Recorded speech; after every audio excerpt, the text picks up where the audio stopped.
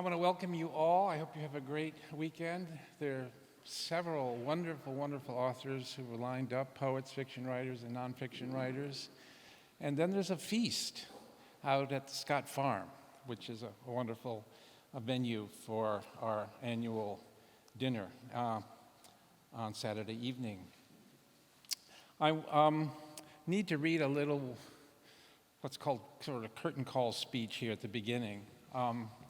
I'm Charles Nord, a member of the festival organizing committee. This year's festival is made possible by the generous support of our sponsors, Brattleboro Community Television, the Stepanke Family Trust, the Thompson Trust, the Vermont Arts Council, the Vermont Humanities Council, and the Wyndham Foundation. We would also like to thank our advertisers, and we encourage you to support them.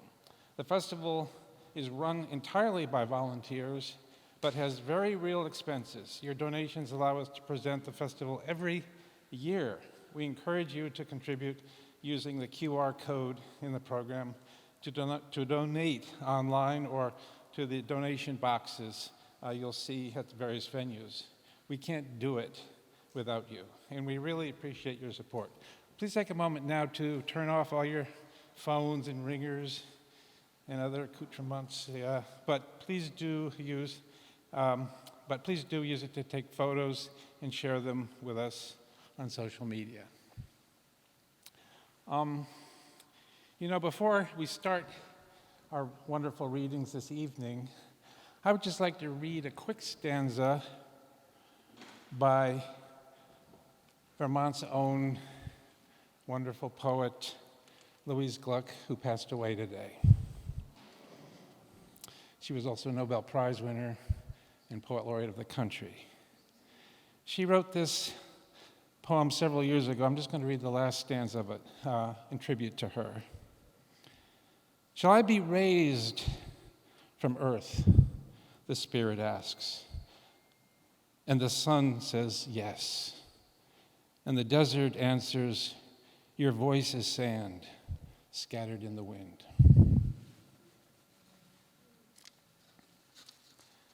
Our first reader this evening is Cate Marvin.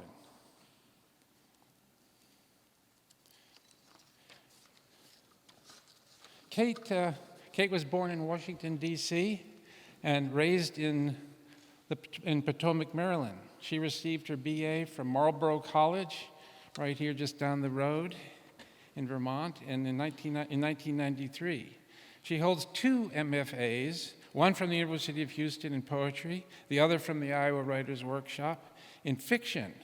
She went on to complete her PhD in English and comparative literature at the University of Cincinnati.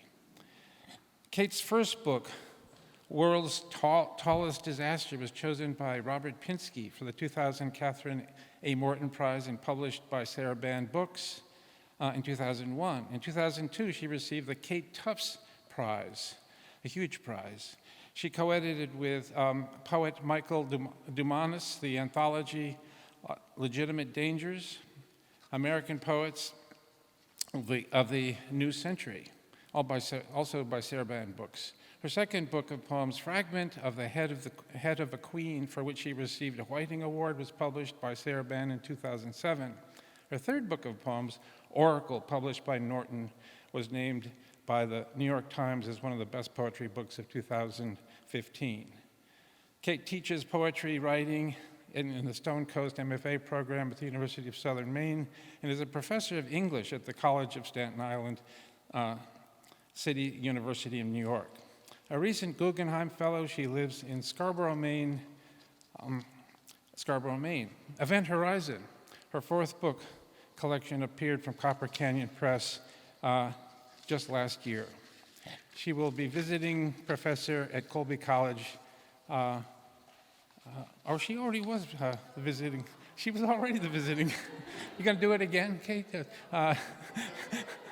The poems in Cate Marvin's new book, Event Horizon, concatenate in lines that leap from heart to mind and back again, betraying a music that has been hurt into poetry. In poem after poem, she makes both wild and literal sense of her losses and emotional traumas, divorce, single parenthood, abuse, in language that is reminiscent of Sylvia Plath's electric confessionalism, yet is also her very own. She lifts a heavy pen that she then writes with so seemingly effortlessly, that she seems to write with so seemingly effortlessly, with formidable strength, turning her private subject matter into universal expression. Why not say what happened, wrote Robert Lowell in his poem Epilogue, which is exactly what Cate does from the perspective of what Philip Larkin, the wonderful poet Philip Larkin, called a unique distance from isolation in his poem Talking in Bed, or what Cate calls her event horizon, which is an astrophysical term that means a boundary beyond which events cannot affect an observer. She has reached that clarity and necessary remove to write those life events that hurt her into poetry in stunning, bone-chilling lines such as these. Snow, quote, snow is always what we are not. No? A ghost is no one we know if we decide to ignore it. I'm waking up. When we give it our eyes, it takes our bodies. A ghost walks out, leaves its chill behind, end of quote. So it's the paradox of the deeply personal information in poetic language that crosses over the transom of difference and privacy to language that's artfully uttered and moving. Please welcome Cate Marvin.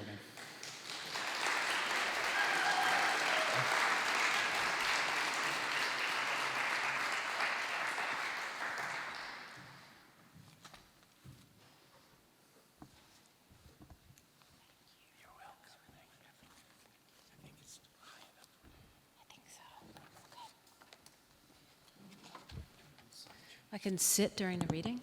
Great. I love sitting.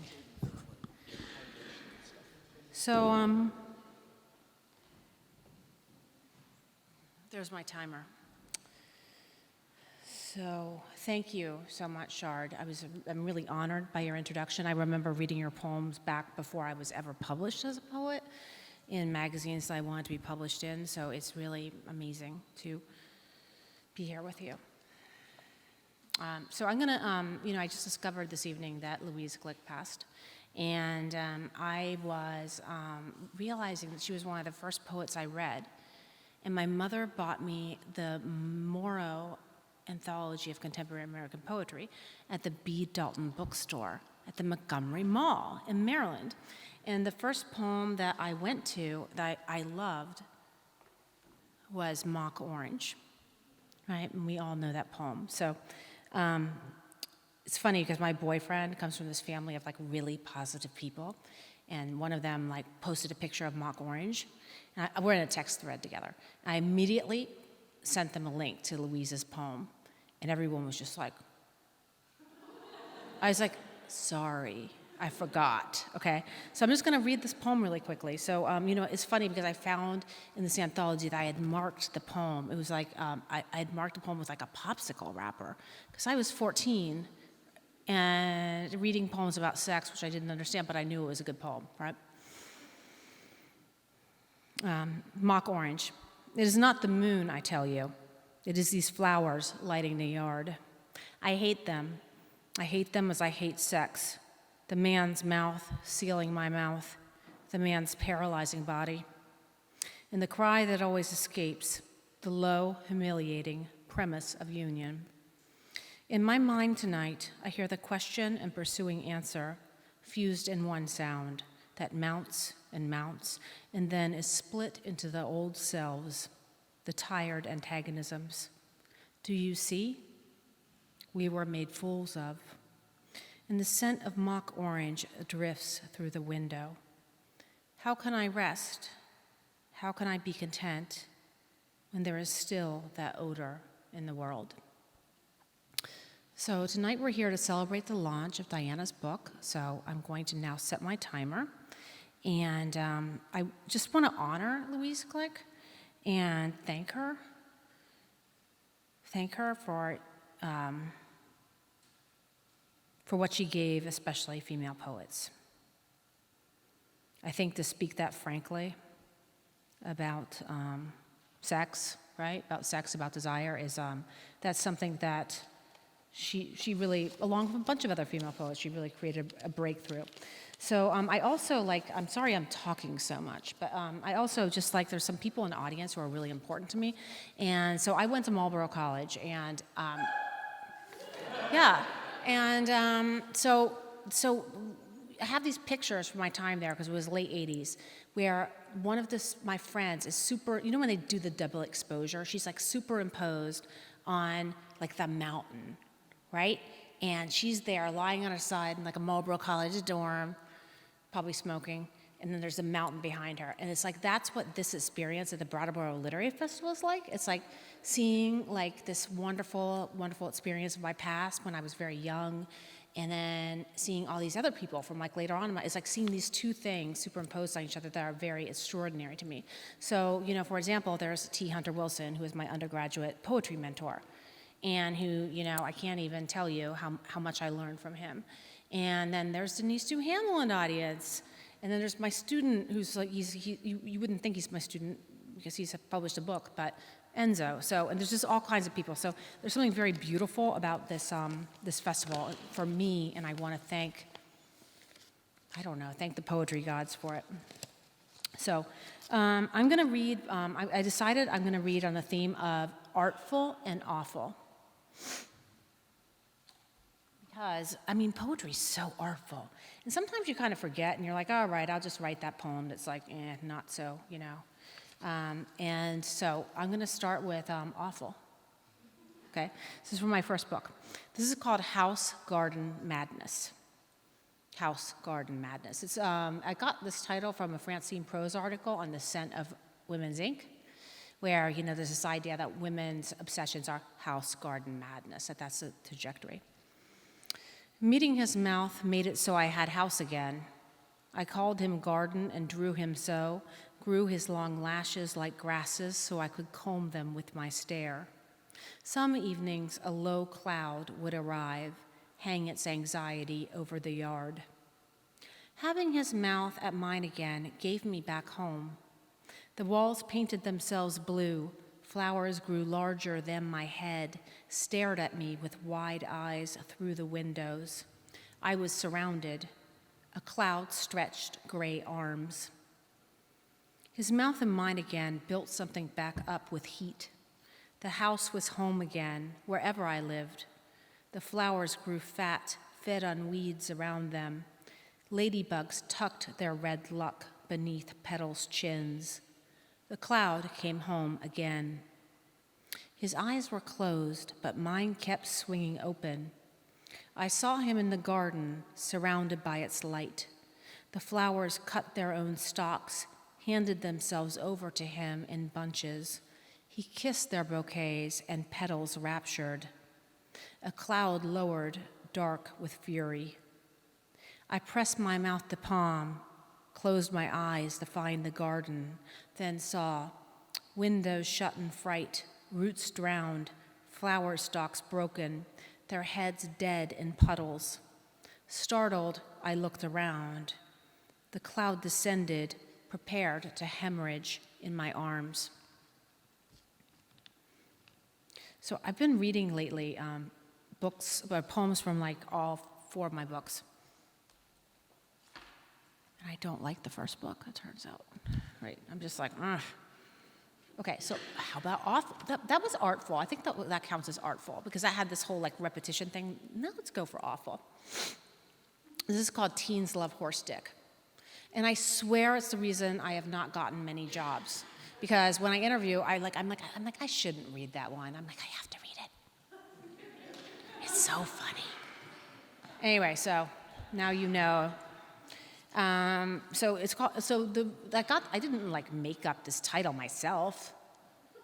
It came to me in those early days of the internet, right? With that spam from various, the manufacturing of men somewhere, where I got this email that was teens love horse dick.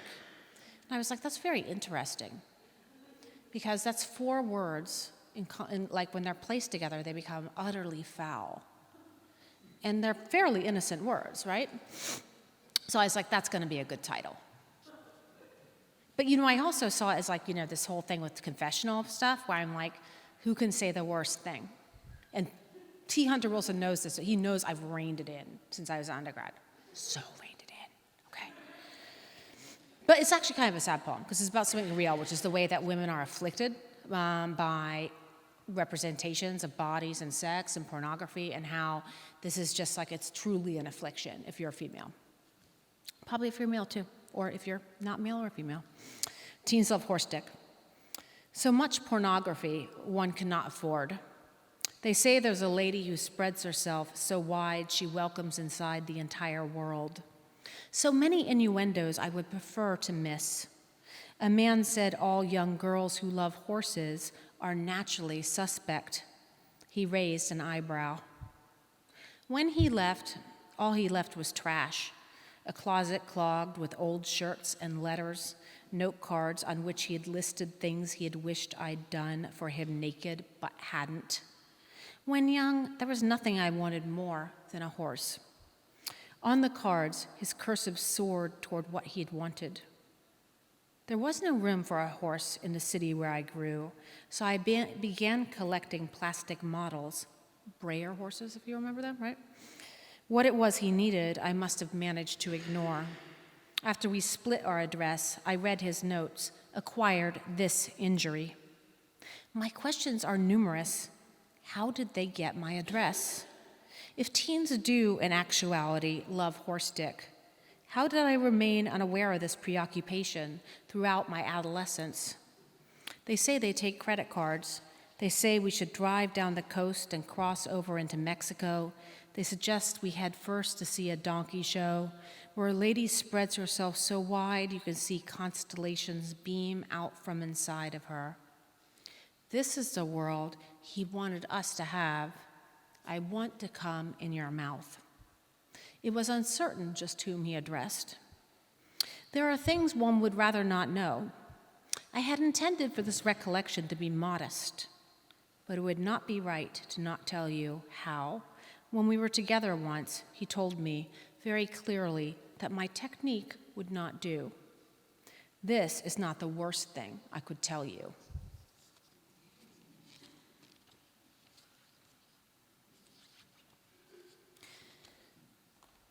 I'm just going to go with reading one poem. I'm just like, no, let's not get into that mess. That book is very complicated. So this is maybe artful. This is called Thoughts on Wisteria. So I lived next door to these people who had this great wisteria bush. It was amazing in Staten Island.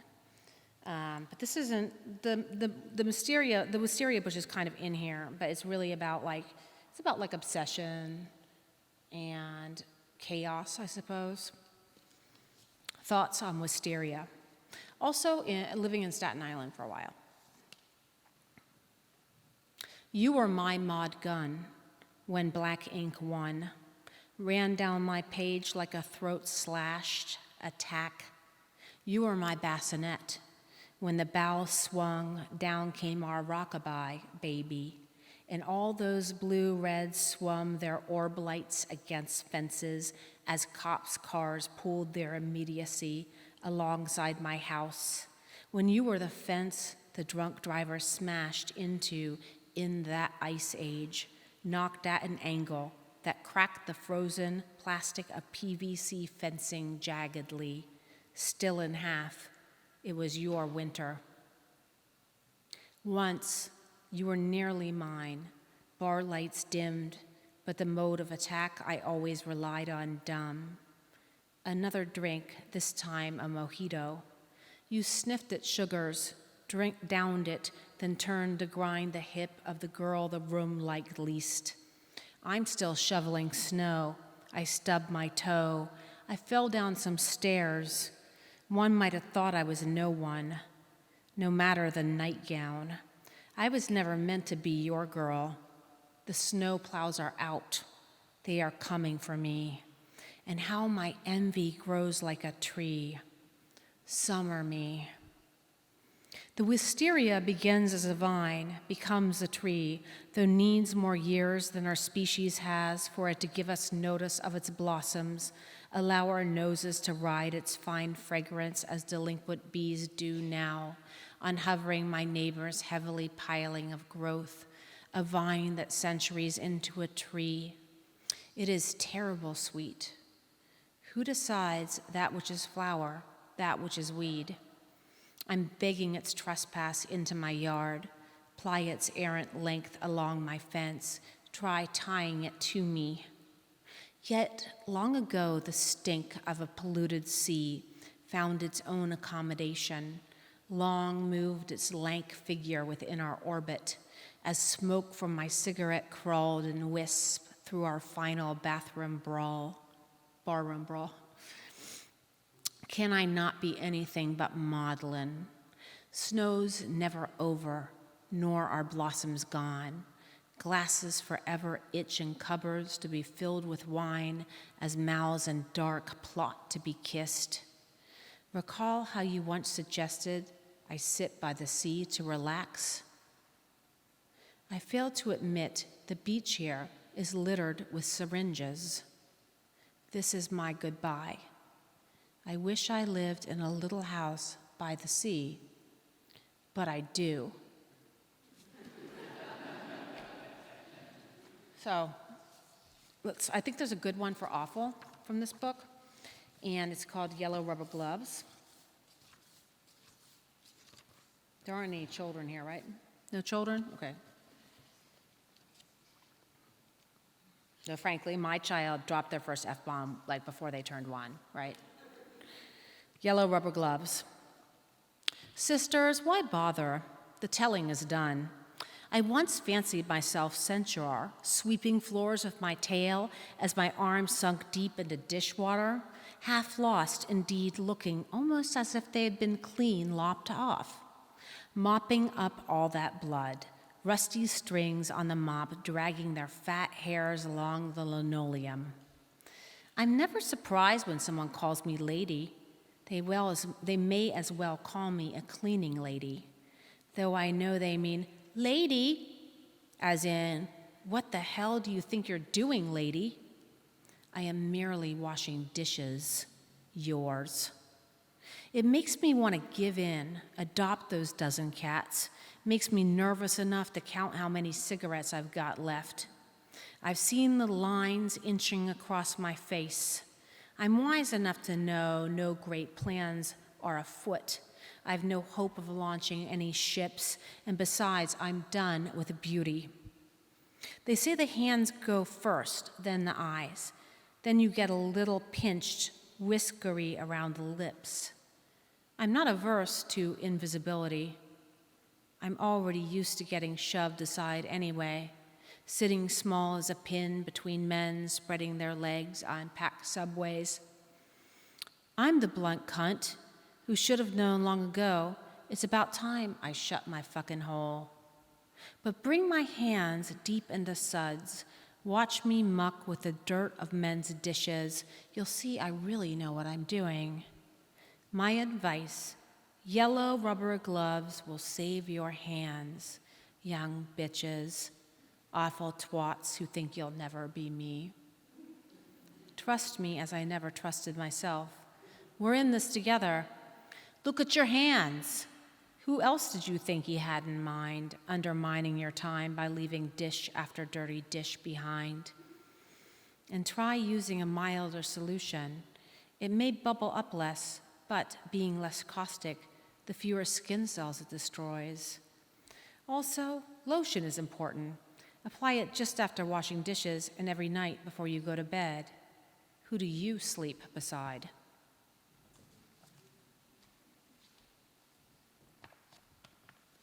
You know, I remember reading this thing where, like, when Sylvia Plath, no one thinks Sylvia Plath is funny, but apparently she was, like, she was reading Daddy with a friend, and they were, like, rolling on the floor laughing.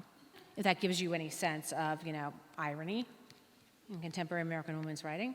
So I have to check the time and make sure I'm not going overboard, except I never started it. Okay, how am I doing? I feel like years have gone by up here, okay? So I'm now into this. I'm just going to read a couple poems from here. Maybe I'll read a couple of new poems. And I think I'm going to read a poem about my kid. And so, as soon as I had a kid, they came into my poems. And I have to say that having a child was maybe the best thing I ever did for my poetry, because I was just lying around feeling like sorry for myself. And it was like, oh, I have a child, now I have to take care of it. I'm actually going to function. Right. So this is called Lottery of Eyes. It's the first poem in this book, and I'll read I honestly don't know what time it is. Okay. Lottery of Eyes.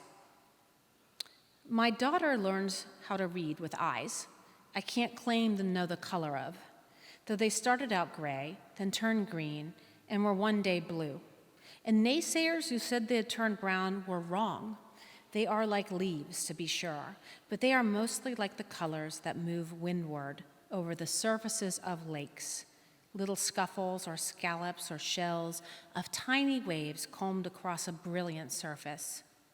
I cannot answer yes or no when my daughter asks if her eyes are green. Can you not look inside your own eyes to find what color they are? Too bad our eyes cannot speak the colors they feel, be changing things, the shade of iris accompanying the brow in temperament.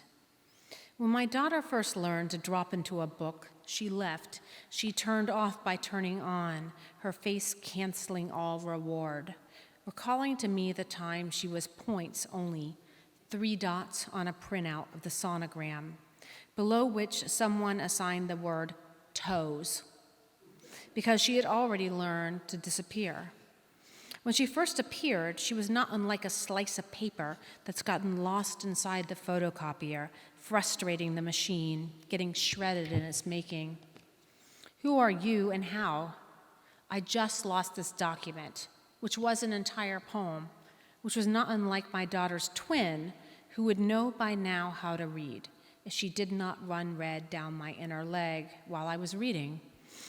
How was it that I was able, in the first place, to give birth to a pair of eyes? Giving birth is the opposite of being swallowed, trying to make that match catch, kindle a being. It's as impossible as scooping the eye's net through a fish tank stocked with the alphabet. Who can know what or who you will be lucky enough to catch? One fell out the bubblegum machine of my uterus. A blood rush sucked into the godless mouth of the toilet. But this one is sitting across from me right now, reading a book. And even tonight, she is still taken up with the question of eyes. Are hers gray or green? Typically, I dismiss this exchange as an exercise in vanity, because what a miracle it is, the things eyes do. I'd made this pair inside me. I can't say exactly what color they are, but they started out gray. Then everyone said they'd turn brown as soon as a moon passed over a cloud. But then they held the green mirror of a leaf before them, and one day they were blue, but mostly they're liking gray. And what eyes might have shone from her twin's head, the same set of moon haze gray that peers from my girl's head, or another pair of nearsighted baubles set between lenses like her sister's. Love is a pair of stairs that smarts like a wound. So this book, I was writing this book for a long time, and my kid transitioned during the writing this book, so they are trans non-binary. So I really wasn't in a position, I was like, dear God, don't make me change your gender throughout this book, right? So I transitioned them in the final poem of the book. And I hope that it conveys somewhat the experience.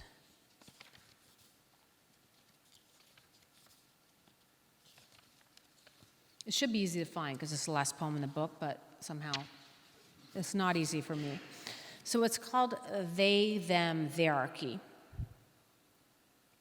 My kid uses they, them pronouns, they, he, and that was something that was, it's completely changed my grammar, right, to incorporate, embed those words, right?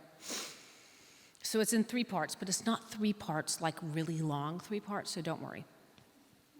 1, it didn't matter that my daughter turned into a sun and then back again into a flame and then cut their hair off and flew up into the sky with a burst of feathers I'd used to dust away the cobwebs, or that I had taken to dressing as the battered women's hotline, that my stalker was trying to pretend we'd never stood before that judge in Essex County who stated, "There is no reason you ever need to talk to her again," instead writing me an email as if we'd remained friends, or that the woman who ran the session on domestic abuse said it only takes a minute of stopping oxygen from getting to the brain to cause brain damage. Gestures, hands grabbing at her throat on the Zoom screen. I, too, have been strangled. Women's faces collect in rows of chocolate box squares on my laptop. Each one may as well be me. We look back at one another. 2, I was curled up inside my own daughter, waiting for her to ask for a razor. She was getting to be that age. Her fingernails were long and elegant as spoons, not gnawed like mine. Her teeth I love a lot. Yellow ivory, tablets behind plush lips. Is that like an alien or something? Like, what happened? You being visited? Her teeth I love a lot, yellow ivory tablets behind plush lips. She had inherited the nostrils of my grandmother. They were tiny and imperious as those of a hippopotamus. In fact, the one prayer I'd made for her was to not end up with this particular nose.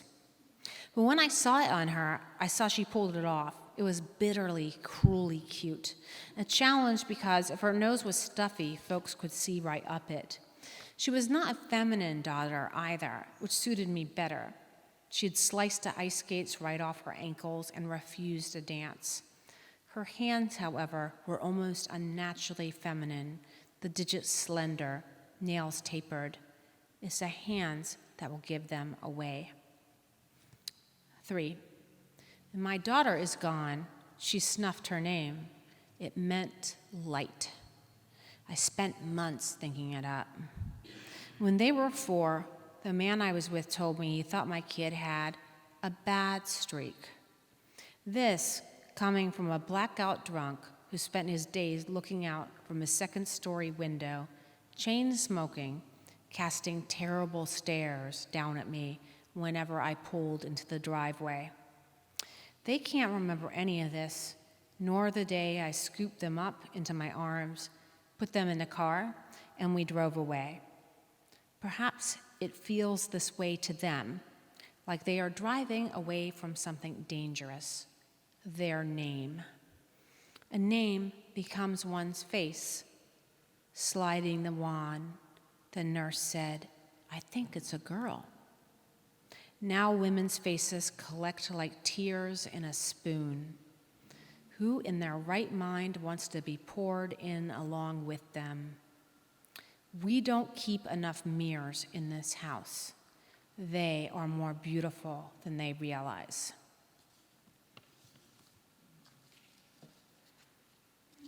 So I will read one more poem, and I realize I didn't stick to my theme of artful and awful with poems in the last book. Maybe they're both, or I don't think they're awful. I don't think they're awful. Those are kind of love poems for my kid. But I think, how about something awful? Why don't we end with something?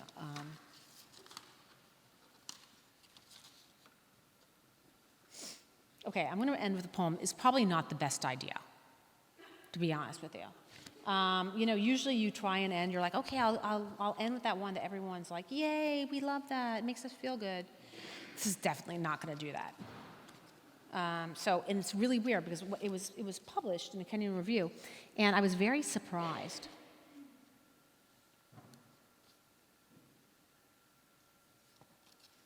All right, and I'm going to dedicate this to T. Hunter Wilson because he read all the horrible father poems that I wrote when I was an undergrad.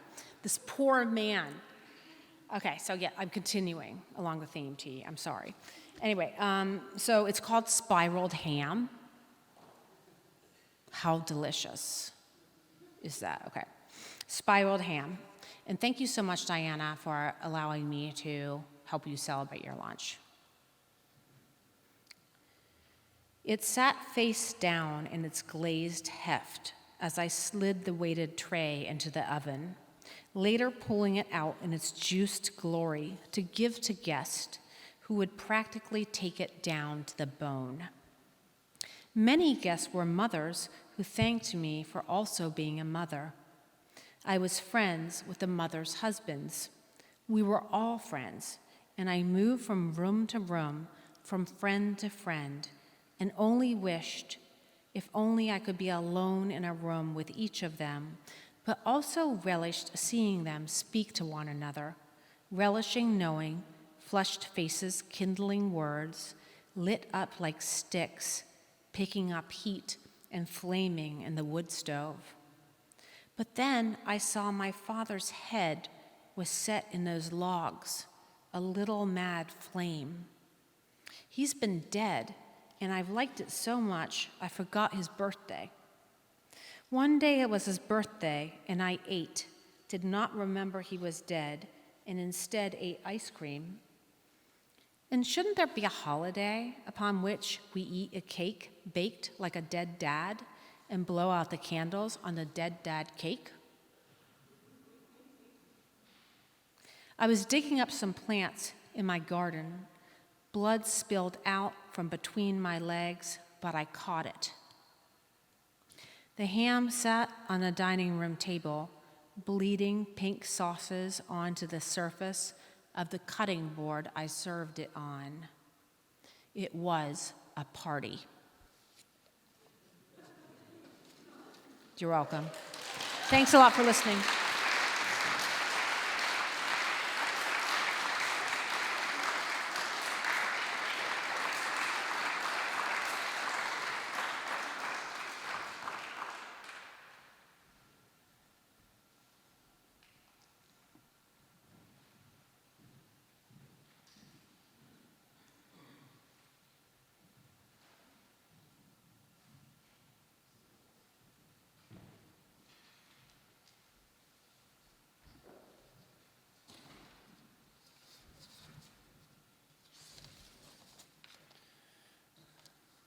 Thank you, Cate. Diana Whitney.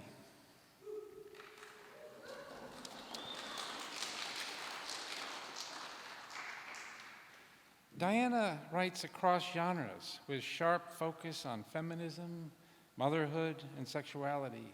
Her first book, Wanting It, became an indie bestseller and won the Rubery Book Award in Poetry. She was the longtime poetry critic for the San Francisco Chronicle, where she featured women poets and LGBTQ plus voices in her column. Her essays, op-eds, and book reviews have appeared in the New York Times, the Washington Post, the Kenyon Review, Glamour, and many more. Her anthology, You Don't Have to Be Everything, Poems for Girls Becoming Themselves, was released by Workman Publishing to critical acclaim, won the 2022 Claudia Lewis Award for the Best Book of Poetry of the Year, and became a YA bestseller. Diana holds a BA from Dartmouth and an MA from Oxford, where she was a Rhodes Scholar. She attended the Warren Wilson MFA program for writers, and as well as the New England College MFA program. Her irreverent parenting column, Spilt Milk, was syndicated for years and ran as a public radio commentary series, as well as a blog in the Huffington Post. Diana works as a feminist activist in her community and beyond. Her advocacy for survivors of sexual violence has been featured in the New York Times, the Boston Globe, the Christian Science Monitor, among many others. In her new book, Dark Beds, Diana picks up where she left off in her first book, Wanting It, staring down desire as the life force that infuses every aspect of her life, is both a psychic and physical force that she wrestles into poetry. Diana.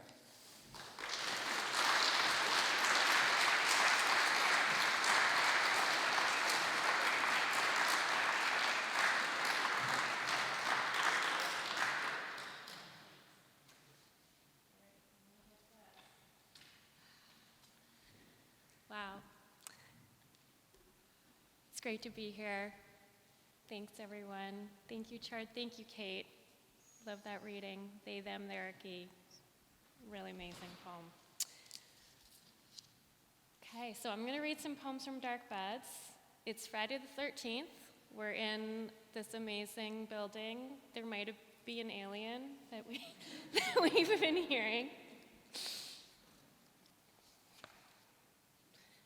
Velvet Rocks. That August, in a cotton smock, I hoofed up velvet rocks, 40 weeks to the day, full up to my sternum with baby. The elastic band of my bike shorts rode low beneath my belly, panting like a wolfhound, cranky and hot. All I wanted was to get you out of me. So I tramped the granite switchback, lined with mosses, arms swinging the humid summer forest, as the sun rose higher above the valley, the river snaking between two states, how matter shifts, firm to yielding, solid to liquid, liquid to air. I'd done all my homework, read all the books, practiced my breathing, my hypno-visualization, swallowed evening primrose oil each morning, slid the golden capsules deep inside where they melted like honey to soften the cervix. And you dropped into the pelvic bowl, sunny side up. Ready or not, here we come. Keep walking, they said. So I hauled you up velvet rocks to the shelter where I camped at 19, ate watermelon by firelight, a stone's throw from the tiled hospital, the mechanical bed beaded with sweat, ice cubes on my forehead as if on a skillet, your skull bearing down, your neck arched back. You were navigating the tunnel. We were digging deeper.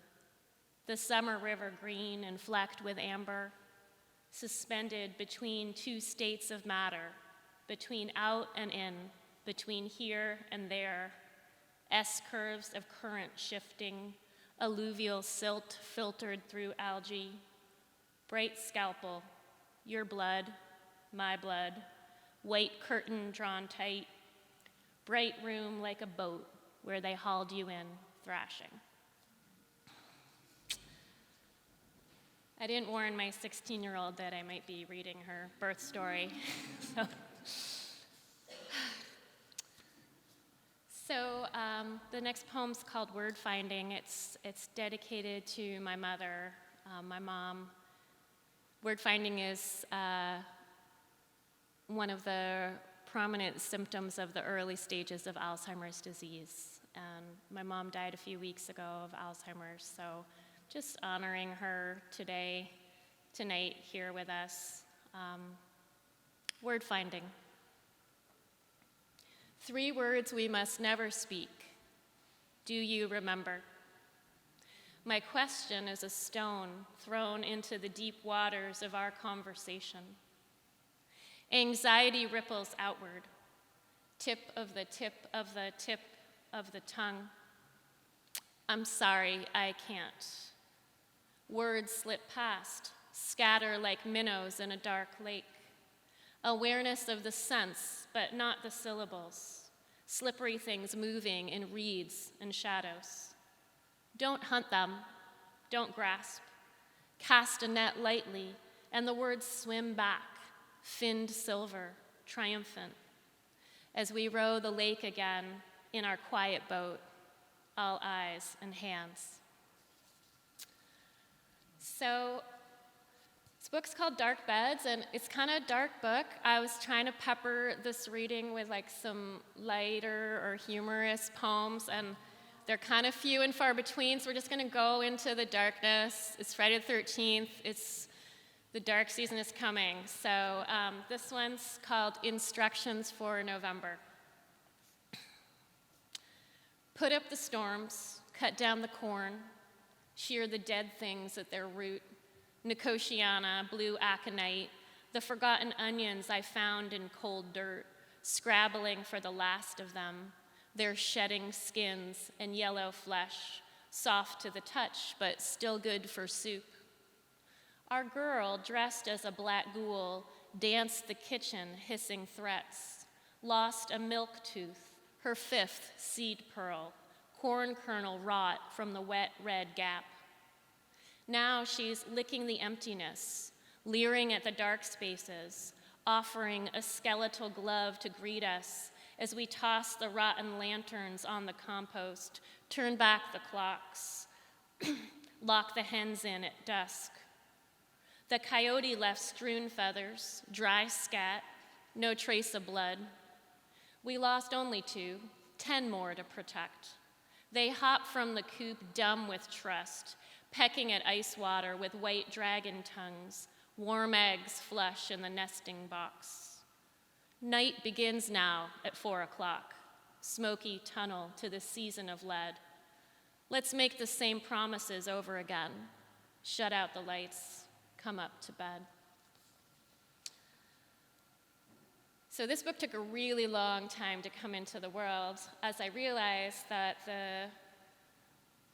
the kid who was dressed as a Dementor in this poem has now gone off to college. So that gives you a sense. And if you're somebody who writes and thinks that you're supposed to do it in a certain time frame, I'm here to say that everything's going to come to pass in its own time.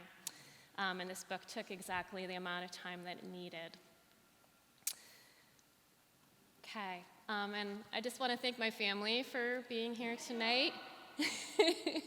My daughter Carmen, my husband Timothy, for whom the book is dedicated. This is called Geography. The house shuddered all day, trying to cast me out, but I would not abandon.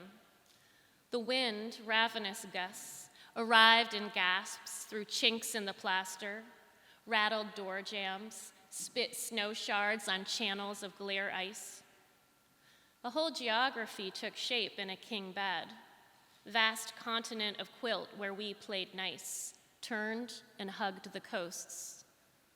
Caught in a net of half-truths, I thrashed like a landlocked panfish, slick with perilous hunger, and the story paid out its unseen line, thoughts unwinding in dark sheets, phantom lover like a barb in the gills, rasping, ruin me, take me, sink me in the water again. You get a lot of winter poems when you live in Vermont, and then you get to balance them with some summer poems. And actually, in honor of this poem, I actually think I need to. All right. Okay. It's been boomerang, people. All right. Torched. All the garish flowers opened in midsummer, tiger lilies yawning on the road, bordello blooms climbing over each other, bee balm, plume poppy, bronzy red and gold. I dragged the couch onto the summer porch in another careless gesture toward desire.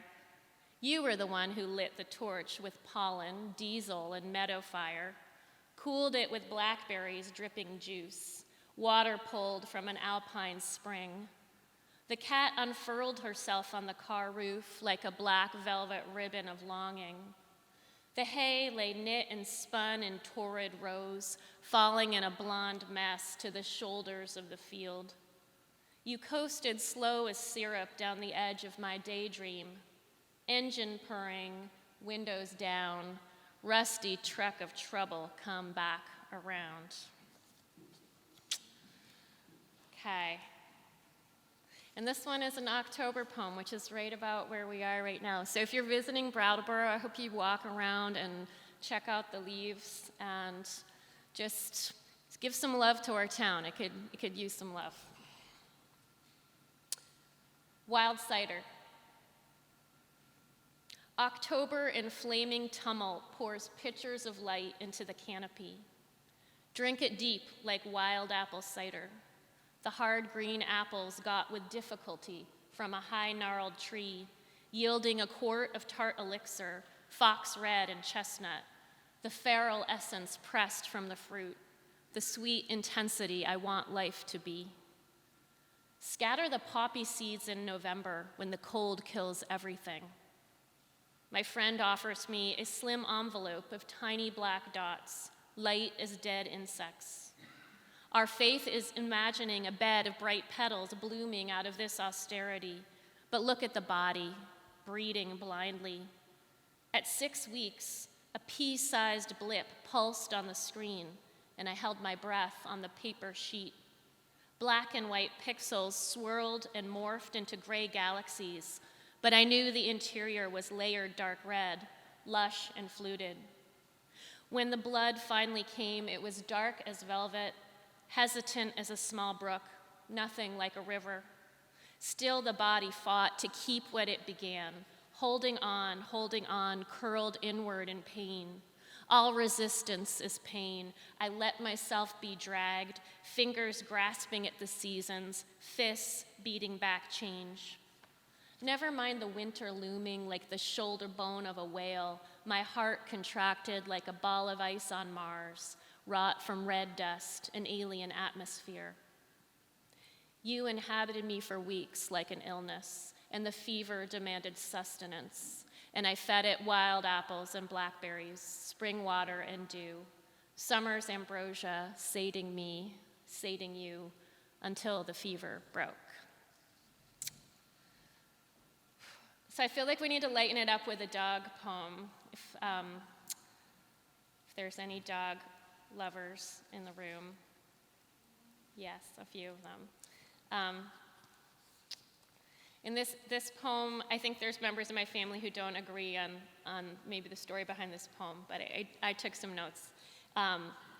This is it's called Dumb Blonde. Why do the girls mock even the puppy, bumbling through snow on big golden paws? So loyal, so trusting, all melty-eyed innocence, waggling her rear like a hula skirt, rolling on her back to expose her belly fur to any stranger in the road. She's eager for a word or a pat, the sheer bliss of stroking. How she closes her eyes and splays her legs, ragdoll baby dog, offering up her softness. Pathetic.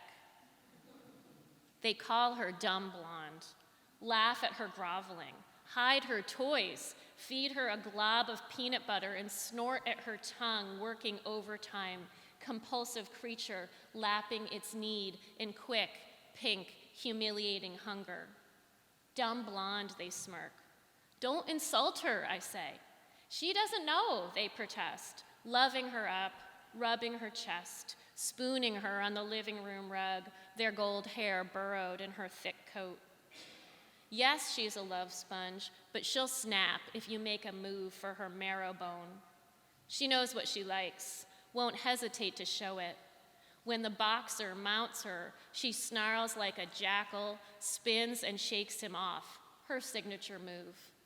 Fierce bitch, stubborn bitch, sweet bitch with the fox blonde face, the only one I'll never have to teach. Okay. So this book is divided into 3 sections, and this is the first poem of the last section. It's called Etymology of Fidelity, and it has a little epigraph.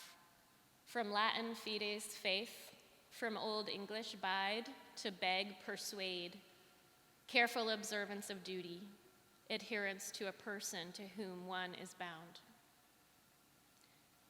The exact truth wrenched free, brutal nail in the framing joist. I have betrayed, lied, withheld essentials, played you for a fool for a fern-wrapped haiku and a ragged bouquet of loose strife.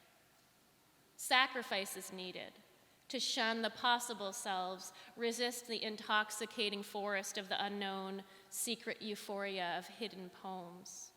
Here is my allegiance, to hold in balance what is sworn and what is possible, to keep watch, guard the fortress. Heart, I bid you, obey. Return again to the altar where we began, kneeling by the stove in a cold cabin by a frozen lake, kneeling before iron with one lit match, blowing unkindling through our cupped hands. So I'm really lucky to be in a great writing group that happens on Tuesday nights, and I'm so happy some of those writers are here tonight in this room. And I think this poem, a draft of which was written first time on Tuesday night, so thank you. Thanks, everyone. I can't see you all because I'm not wearing my glasses, but you might even recognize us. And probably it was something encouraging that you said that got me to keep working on it. It's called Mice. Oh, and I thought that maybe the opening line had something to do with Sigmund Freud, but I didn't want to give that guy any airtime, and then also when I Googled it, I wasn't sure. So if you know afterwards, you can come and tell me if that's true. Mice. Who says women are afraid of mice? Today I trapped another two. One in the basement, one beneath the sink, its neck snapped flat by the metal bar, black eyes bulging in the stench of drains and mouse shit. I wasn't sorry. I marched it dangling to the back field, deposited it in dead November grasses. Back where you belong, buddy, a snack for crows and earthworms. Give them a hole the size of a dime, they'll infiltrate. Before bed, I set my traps again, lock the doors, check the children who are barely children. All the mouse cousins and babies are scrabbling in the walls, feeding all night on cellulose insulation. They're desperate to survive the coming winter. They want what we want, only they have to want it more.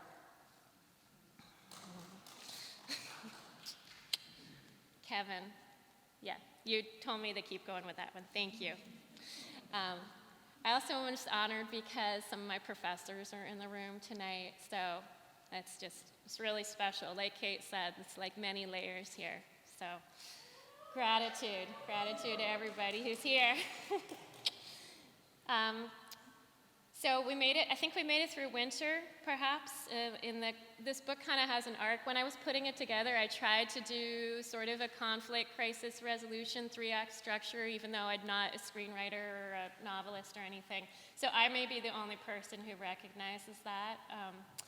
But here we go. We've made it through winter. It's called Sugar Maker.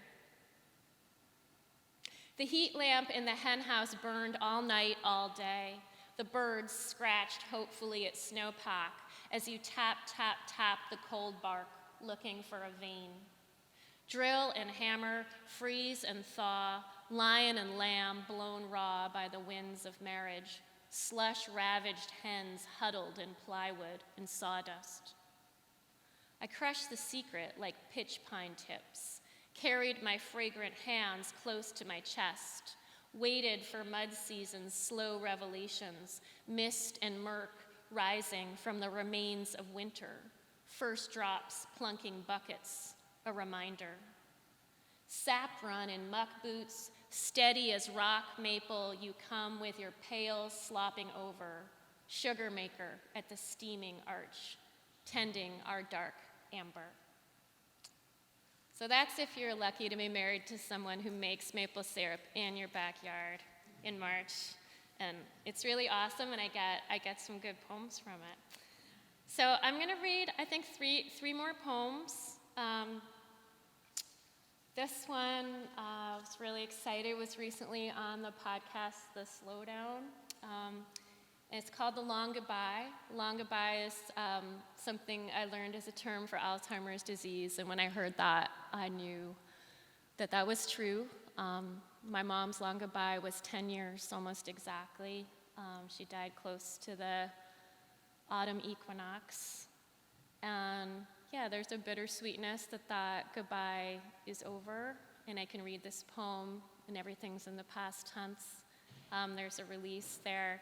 And then, of course, there's the grief that comes after the goodbye. The long goodbye. My man returns with a canvas bag of salmon, fresh lettuce, green leaves tipped with red, ripped into the maple bowl, and the fat rose fillet laid out and rubbed with oil.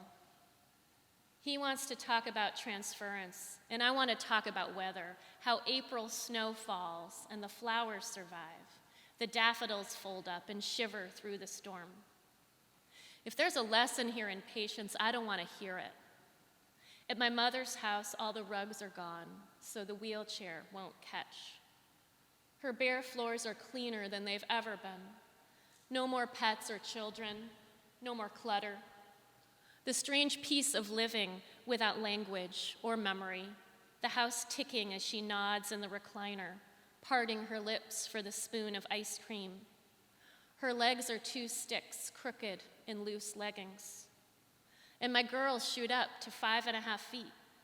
And my man sears the salmon, feeds the skin to the dog, serves the pink steaks with salad in the humming mess of our kitchen.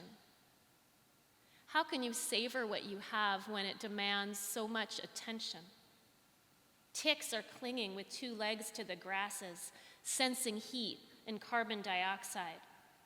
They can feel us coming and seek out our skin. They love the warm places, armpits and groins, the crevice behind an ear. Run your fingers everywhere. Danger is the size of a sesame seed, a single brain cell, smaller. If I could, I'd make my mother walk and talk again. But what do I know of magic or redemption? Only the long goodbye. How tired we are of doing our best. Okay, so I'm going to read the last poem in the book. I really like this poem. But I also want to say thank you all for coming. There is a party in the back. We decided it was business in the front, party in the back, like the poetry version of a mullet tonight. But there are books. The Toadstool Bookshop has Kate's book and my book in the back, and there's appetizers and wine and seltzer, and there will be dancing if that's something that you like, and there's couches for hanging out too. So, and I don't know if there's Q&A. Maybe we'll put it up to a question when I'm done. But this is the last poem in Dark Buds. It's called Current. Years passed. I grew too old for danger. No more playing the nymph in the summer forest. No more thrill of secret trysts and haiku, every flower and seed imbued with meaning. Milkweed floating across the valley aloft on thermals of longing. Goldenrod keeled over in rain, a gesture of surrender. Transgression was once the most interesting thing about me. Now I see we were tediously ordinary, lacking even the courage to destroy our lives.